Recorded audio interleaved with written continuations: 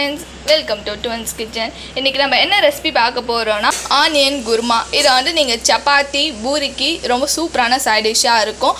இதுக்கு மெயினா தக்காளி இஞ்சி பூண்டு பேஸ்ட் தேவையே படாது, மசாலாவும் அதிகமாக தேவைப்படாது. இந்த ஆனியன் குருமாவை எப்படி செய்யலாம்னு பார்க்கலாம் வாங்க.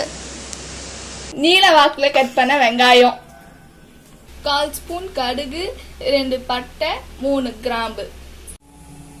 கேஸ் ஆன் பண்ணி கடாயை வச்சுக்கலாம். இப்போ 4 ஸ்பூன் எண்ணெய் ஊற்றிருக்கலாம். எண்ணெய் நல்லா ஹீட் ஆனதுக்கப்புறம் கடுகு போட்டுடலாம். கடுகு வந்து நல்லா பொரிட்டோம். கடுகு நல்லாவே பொரிஞ்சிருச்சு. இப்போ நம்ம பட்டையும் லவங்கையும் போட்டுடலாம். இப்போ போட்ட பட்டையும் லவங்கமுமே நல்லா பொரியட்டும்.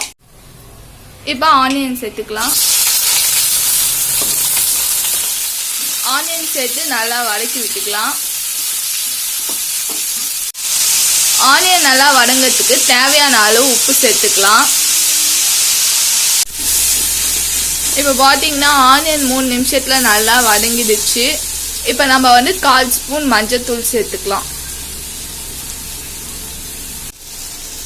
இப்போ 1/2 ஸ்பூன் மிளகாத்தூள் போட்டுக்கலாம். இப்போ இதை நல்லா கிண்டி விட்டுக்கலாம். மசாலா வந்து ஆனியன் ஃபுல்லாக ஸ்ப்ரெட் ஆகுற மாதிரி கிண்டிக்கலாம்.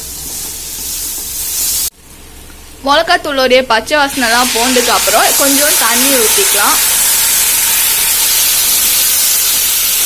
தண்ணி ஊற்றி கொஞ்ச நேரம் நல்லா கொதிக்க விடலாம். ஆனியன் குருமாக்கு அரைக்க தேவையான பொருட்கள் என்னன்றதை பார்த்துக்கலாம். 1/4 மூடி தேங்காய், 2 ஸ்பூன் பொட்டுக்கடல, 1 ஸ்பூன் சோம்பு. இப்போ எல்லாத்தையும் சேர்த்து தண்ணி ஊற்றி நல்லா பேஸ்ட்டாக அரைச்சிக்கலாம். இப்போ நம்மளுடைய பேஸ்ட் நல்லாவே ரெடி ஆகிடுச்சு. இப்போ நம்ம அரைச்ச பேஸ்ட்டை இந்த குருமா கூட சேர்த்துக்கலாம்.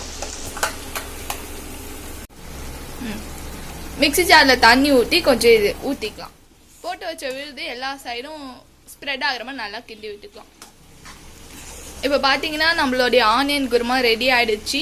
உங்களுக்கு எந்த கன்சிஸ்டன்சியில் வேணுமோ அந்த படத்துக்கு வச்சுக்கோங்க. எங்களுக்கு கொஞ்சம் கெட்டியாக இருந்தால் போதுன்றதுனால நாங்கள் கொஞ்சம் கெட்டியாக வச்சுக்கிட்டோம். உங்களுக்கு தனியாக வேணாலும் நீங்கள் தனியாகவும் வச்சுக்கலாம். இப்போ நம்ம கேஸ் ஆஃப் பண்ணிட்டு வேற ஒரு பாத்திரத்துக்கு மாற்றிக்கலாம். பார்த்தீங்கன்னா நம்மளுடைய வெங்காய குருமா ரெடி ஆகிடுச்சு. இதை கண்டிப்பாக நீங்களும் வீட்டில் ட்ரை பண்ணி பாருங்கள். ட்ரை பண்ணி பார்த்துட்டு லைக் பண்ணுங்கள், ஷேர் பண்ணுங்கள், கமெண்ட் பண்ணுங்கள், சப்ஸ்கிரைப் பண்ணி பக்கத்தில் இருக்க பெல் ஐக்கானையும் கிளிக் பண்ணிடுங்க. பாய்.